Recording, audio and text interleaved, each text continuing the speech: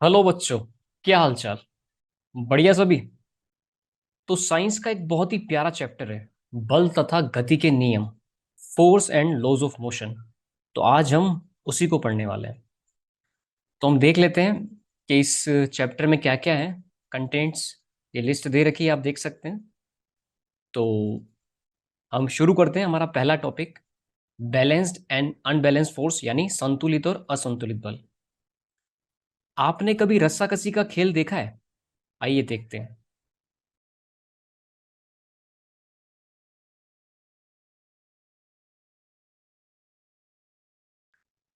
तो यहाँ पे आप देख सकते हैं दो टीम है, टीम ए और टीम बी। दोनों ही तरफ दो दो लोग हैं। ये दोनों टीम एक रस्सी को अपनी अपनी ओर खींचने का प्रयास कर रहे हैं। रस्सा कस्सी का गेम चल रहा है। ये रस्सी का मध्य बिंदु है, आप देख सकते हैं। तो यहाँ पे आप देखेंगे कि दोनों ही टीमें बराबर बल लगा रहे हैं, जिस वजह से रस्सी स्थिर है, संतुलित अवस्था में। तो हम कह सकते हैं कि वे बल जो किसी वस्तु की विराम अवस्था या गति की अवस्था को परिवर्तित नहीं कर सकते हैं, वे संतुलित बल कहलाते हैं। जैसा कि आपने अभी रस्साकसी के खेल में देखा। चलिए अब एक इसकी दूसरी स्थिति देखते हैं। चलिए अब यहां पे देखते हैं कि टीम ए जो थी हमारी, वो अब रस्सी को अपनी तरफ ज्यादा बल लगाकर अपनी ओर खींच रही है। तो यहां पे आपने देखा कि रस्सी टीम ए की तरफ आगे बढ़ रही है, गति कर रही है। यानी रस्सी जो है अब संतुलित अवस्था में नहीं रही है, ना कि वो स्थिर अवस्था में है। तो हम कह सकते हैं यहाँ पे असमान बल लग रहा है। पहले जब समान बल लग रहा था तो रस्सी स्थिर अवस्था में थी, किसी भी टीम की तरफ गति नहीं कर रही थी। पर यहाँ पे रस्सी टीम ए की तरफ गति कर रही है, क्योंकि टीम ए टीम बी की तुलना में ज्यादा बल लगा रही है। तो हम कह सकते हैं कि वे असमान बल जो किसी वस्तु की विराम अवस्था या गति की अवस्था को परिवर्तित करने के लिए उत्तरदायी हैं, वे असंतुलित बल कहलाते हैं। तो यहाँ पे एक असंतुलित बल लग रहा है। ठीक है। तो अब इसको थोड़ा सा संक्षेप में समझ लेते हैं एक और उदाहरण के द्वारा। यहाँ पे आप देख सकते हैं कि दो मित्र एक झूले पे बैठे हैं। ठीक है, मित्र हम मान लेते हैं दो मित्र, इनका नाम बाल और गोपाल। ठीक है, ये हमारे बाल हैं और ये है गोपाल। ठीक है, ये दो मित्र हैं हमारे। तो ये अभी आप देख सकते हैं कि दोनों मित्र समान बल लगा रहे हैं झूले पे। तो झूला स्थिर अवस्था में, क्षैतिज अवस्था में, ये गति नहीं कर पा रहा है। ठीक है, तो हम कह सकते हैं कि यहाँ पे दोनों ओर बैलेंस्ड फोर्स, संतुलित बल लग रहा है, F1 बराबर F2। अब यहाँ पे आप देखिए, ये अपन ऊपर कर लेते हैं अपने आप को। ठीक है, अब देखिए, यहाँ पे आप देखिए, अब बाल जो है ये ज्यादा बल लगा रहा है। तो इस वजह से आप देख सकते हैं कि जूला जो है बाल की तरफ झुक गया है। तो हम कह सकते हैं कि यहाँ पे असंतुलित बल लग रहा है, जिस वजह से हमारा जूला गति कर रहा है। ठीक है, चलिए अब आगे बढ़ते हैं। आशा है आपको ये समझ में आ गया होगा। अब हम अगला जो इसका टॉपिक है, घर्षण, उसके बारे में समझते हैं। यहाँ पे आप देख सकते हैं कि एक गेंद अगर कोई गति कर रही होती है तो कुछ देर बाद वो रुक जाती है। आपने कभी सोचा है कि ऐसा क्यों होता है? चलिए एक और उदाहरण देखते हैं। अगर हम साइकिल के पेडल मारते हैं और हम साइकिल के पेडल मारना रोक देते हैं तो कुछ टाइम के बाद साइकिल अपने आप रुक जाती है। आपने सोचा कभी कि ऐसा क्यों होता है? एक और उदाहरण देखते हैं। जब हम किसी चिकनी सतह पे चलते हैं तो हम गिर जाते हैं। ऐसा क्यों होता है, कभी इस पे विचार किया है? उसी प्रकार अगर हम कभी केले के छिलके पे चलते हैं तो हम गिर जाते हैं। ऐसा क्यों होता है? आप सबने अभी जितने भी उदाहरण देखे, आपने देखा होगा कि कोई तो एक अदृश्य बल है जो इन सभी की गति करने का विरोध कर रहा है। तो ऐसा कौन सा बल है? तो वो है घर्षण बल। तो घर्षण बल क्या है, उसको अगर हम परिभाषित करें तो घर्षण बल एक विरोधी बल है जो किसी एक वस्तु के दूसरे वस्तु की सतह पर गति करने का विरोध करता है। जब एक वस्तु चल रही होती है किसी सतह पे तो घर्षण बल उसकी गति का विरोध करता है। ठीक है, तो ये घर्षण बल के बारे में हमने पढ़ा। आगे हम देखते हैं घर्षण बल को हम एक और उदाहरण के माध्यम से समझने का प्रयास करते हैं। ठीक है, जैसा कि हमने देखा, घर्षण बल क्या करता है? घर्षण बल किसी भी वस्तु की गति का विरोध करता है।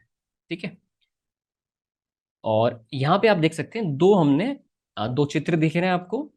यहाँ पे पहले चित्र में एक अ, हम एक मान लीजिए ये श्याम है। श्याम एक बक्से को आगे धक्का देने का प्रयास कर रहा है। यहाँ पे सतह कौन सी है? आप देख सकते हैं यहाँ पे एक चिकनी सतह है।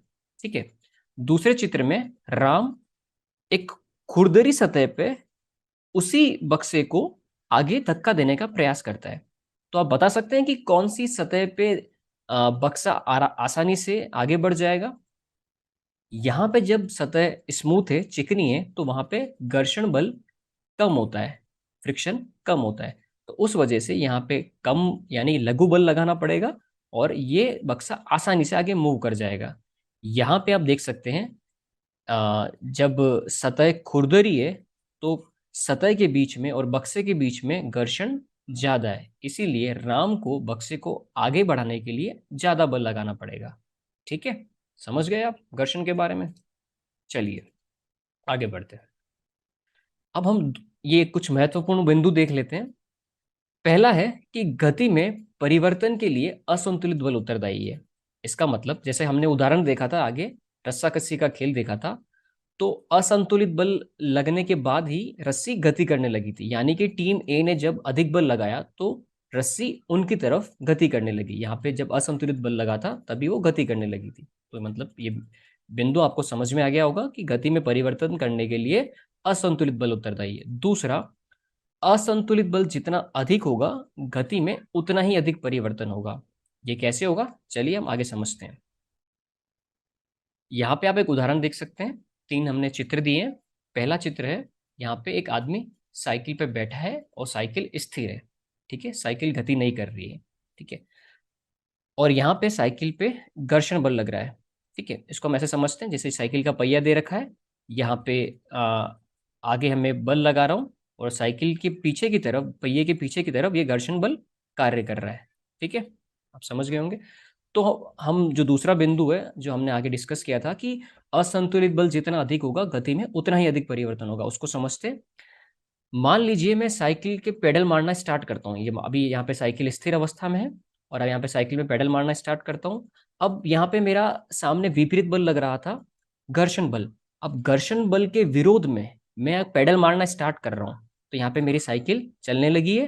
ठीक है, मान लीजिए अगर मैं पेडल तेजी से मारता हूँ, मैं अधिक बल लगाता हूँ, ठीक है, घर्षण के विरोध में, तो मेरी साइकिल, आप देख सकते हैं कि घर्षण के विरोध में मैं जितना अत्यधिक बल लगा रहा हूं, मतलब ये जो बल लग रहा है ये असंतुलित बल है। जितना अधिक असंतुलित बल होगा उतनी ही गति होगी। तो यहाँ पे पेडल तेजी से लग रहे हैं यानी कि साइकिल तेजी से चल रही है। तो हम कह सकते हैं जितना अधिक असंतुलित बल हम लगाते हैं तो गति उतनी ही अधिक होती है। यहाँ पे अपन ने तीन एग्जाम्पल से इसको समझ लिया।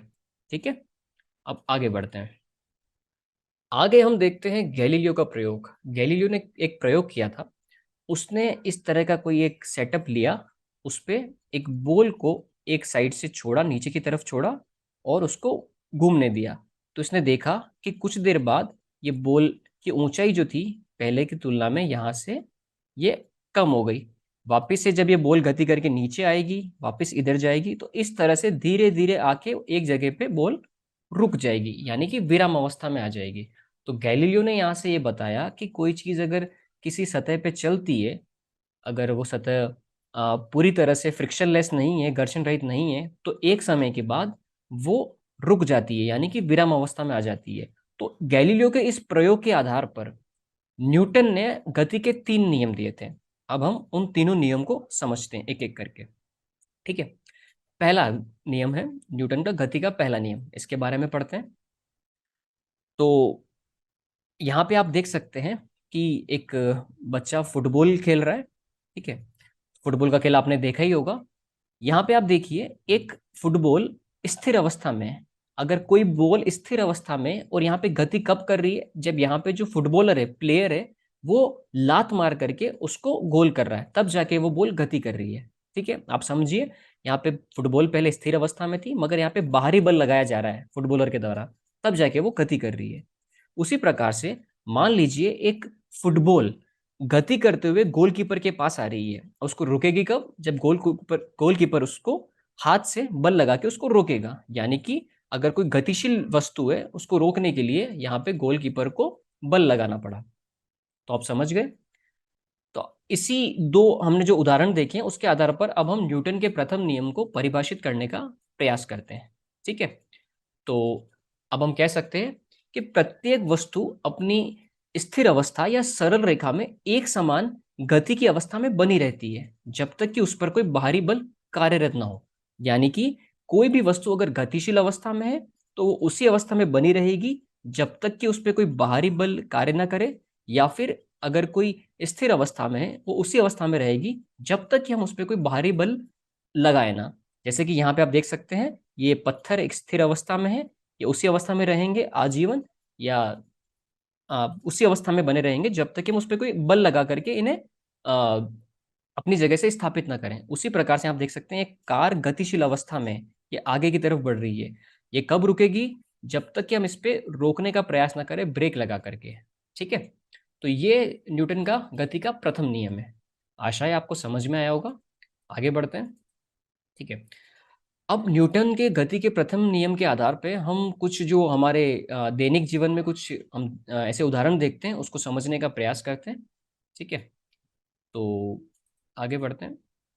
तो आपने देखा होगा कि अगर कोई एक गतिशील बस है, एक चलती हुई बस है, अगर वो अचानक रुक जाती है तो हम आगे की तरफ झुक जाते हैं। आपने कभी सोचा ऐसा कैसा क्यों होता है? सोचिए। नहीं समझ में आया? मैं बताता हूँ। तो जब कोई बस गतिशील अवस्था में है, यानी कि आप अगर उस बस में हैं तो आप भी गतिशील अवस्था में हैं, और जब आपने अचानक से ब्रेक लगाया, तो ब्रेक लगाने से क्या हुआ कि आपके शरीर का जो निचला हिस्सा है, जो कि बस के संपर्क में है, ब्रेक लगाने के द्वारा ये तो स्थिर अवस्था में आ गया, मगर आपके शरीर का जो ऊपरी हिस्सा है, ये न्यूटन के गति के प्रथम नियम के आधार पर, क्योंकि ये पहले गतिशील अवस्था में था, तो ये बाद में भी गतिशील अवस्था में बने रहना चाहता है। इस वजह से हम आगे की तरफ झुक जाते हैं। शरीर का निचला हिस्सा तो ब्रेक लगाने से, बस के संपर्क में रहने से ये तो रुक जाता है, मगर शरीर का ऊपरी हिस्सा आ, अपने गति के प्रथम नियम के आधार पर गतिशील अवस्था में बना रहता है, इसलिए हम आगे की तरफ झुक जाते हैं। ठीक है, समझ में आया? चलिए एक और उदाहरण देखते हैं।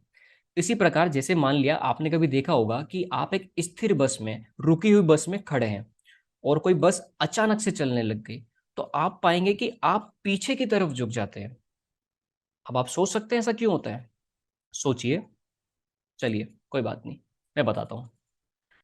मान लीजिए जब बस रुकी हुई है, यानी कि आप उस बस में बैठे हुए हैं, तो आप भी स्थिर अवस्था में हैं, बस के साथ आप भी स्थिर अवस्था में। अब आप स्थिर अवस्था मतलब आपका पूरा शरीर स्थिर अवस्था में। अब जब बस अचानक से चलने लगी, अब जब अचानक से चलने लगी, तो आपके शरीर का निचली हिस्सा जो बस के संपर्क में था वो चलने लगा, मगर गति के प्रथम नियम के आधार पर आपके शरीर का ऊपरी हिस्सा वो तो स्थिर अवस्था में बने रहना चाहता है। तो वो स्थिर अवस्था में बने रहना चाहता है, और नीचे का जो हिस्सा है वो बस के चलने के कारण वो आगे चलना चाहता है। इस वजह से आप पीछे की ओर झुक जाते हैं। तो समझ में आया आपको कैसा क्यों हुआ था? ठीक है। नहीं भी आया हो तो हम एक और उदाहरण से समझने का प्रयास करते हैं। ठीक है। मान लीजिए, अब हम वही बस के उदाहरण ही चल रहे हैं। मान लीजिए एक बस चल रही है और आप उस बस में खड़े हैं। ठीक है। तो बस के साथ मैंने बताया था कि आप भी गतिशील अवस्था में रहते हैं। अब मान लीजिए ये बस, इसको मैं समझा दूं, मान लीजिए ये बस ऐसे चल रही है।